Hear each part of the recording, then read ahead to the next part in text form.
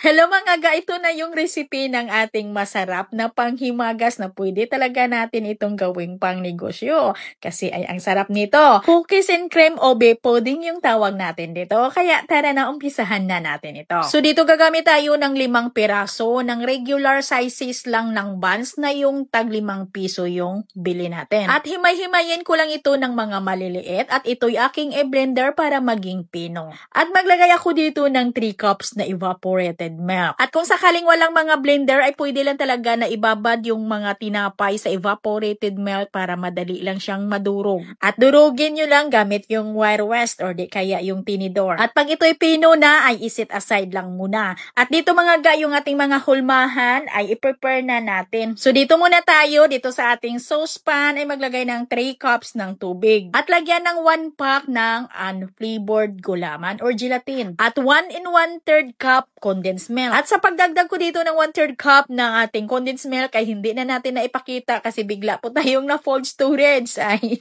hindi ko po namalayan. At hinalo ko lamang yan ng padahan-dahan at lutuin natin ito. Pakuluan natin tuga. At pag ito'y nagsimula ng kumulo ay ilagay na natin yung na-blender natin na tinapay. At haluin lang natin ito ng padahan-dahan lang at hintayin natin itong kumulo ulit. Ayan mga ga, ay pakuluan lang natin ito ulit ng 1 or 2 minuto. At hatiin ko yung mixture natin para makagawa tayo dito ng flavor OB. Ay gagamit lang tayo dito ng flavor OB para sa ating kalahati ng mixture. At dito naman sa isang hati natin ng mixture ay maglagay tayo ng 1 sachet lang or isang ganito lang na cream o biscuits. Durugin lang natin yan ng pino and din haluin natin yung mixture natin. At medium sizes nga pala yung gamit natin dito na photo molder. At wala ako ditong pinahid na kahit ano dito sa ating mga molder. Ang ginawa ko lang ay pinunasan ko lang yan ng malinis na tila yung ating mga molder. Kasi wala naman itong problema, hindi ito didikit sa ating mga molder pag ito'y nag-set na. At palamigin muna natin ito bago natin ilagay sa ating chiller. Ito mga ga, ito'y malamig na. Pwede na natin itong ilagay sa ating mga chiller kasi sa ilalim nito ay hindi pa sa nag-set. Ilagay muna natin ito sa ating mga chiller ng 2 or 3 oras. At pagkalipas ng 3 oras sa ating chiller ay ito ay lamig na yung ating mga pudding at madali lang itong tanggalin sa kanyang molder.